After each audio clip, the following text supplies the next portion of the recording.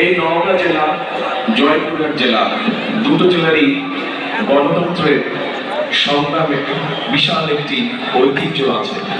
এই দুটি জেলায় আমরা দেখেছি বিভিন্ন বাংলাদেশের অন্য জেলাগুলোর মতো এই দুই জেলাতে আমরা দেখেছি গণতন্ত্র পুনরুদ্ধারের আন্দোলনে এই জেলার মানুষ কিভাবে বিভিন্ন সময় তারা অবদান রেখেছে।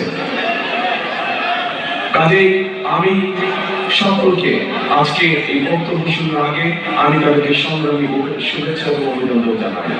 প্রিয় ভাই বোনেরা, আমি যখন বক্তব্য শুনছিলাম আমাদের দানি শীষের প্রার্থী যারা যখন একজন একজন করে বক্তব্য রাখছিল, তো ওনারা তাদের এলাকার বিভিন্ন দাবি দেওয়া উপস্থাপন করছে যে আপনারা ইনশাল্লাহ আগামী 12 তারিখে দানি শীষকে নির্বাচিত করে সমগ্র দেশ থেকে দানি শীষকে নির্বাচিত করে সরকার গঠন করলে এই এলাকা এবং জয়পুরহাট জেলা দুই জেলায় কোথায় কি করতে হবে।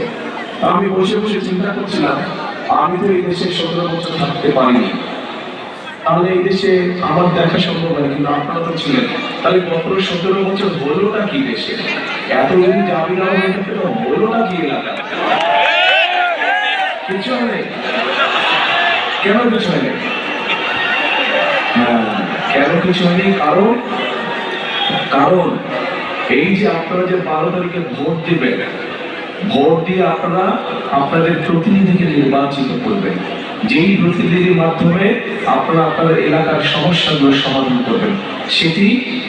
সেটি যেই সমস্যা হোক, সেটি রাস্তা হোক, স্কুল হোক, ব্রিজ হোক, কারবার হোক, হাসপাতাল হোক, সেটি রেল লাইন নির্মাণ হোক, সেটি যে সবজি বলেন, আম বলেন, এগুলো রাখার জন্য বিভাগের ব্যবস্থা করবো।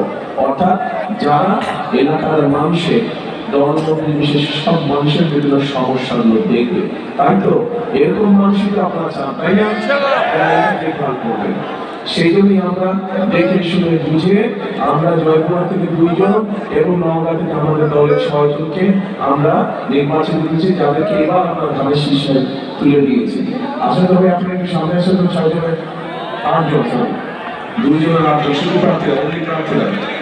ম্যাডাম রান আসতে হয়, ধাক্কা পড়ে যাবো। এই যে তুলেন, আমি শেষ তুলেন।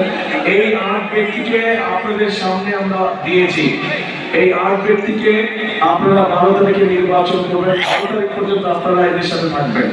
12 তারিখে নির্বাচিত হলে ইনশাল্লাহ 13 তারিখ থেকে এরা আপনাদের সাথে থাকবে। সবাইকে এদের দায়িত্ব দিয়ে দিয়েছি, নির্বাচিত হবে।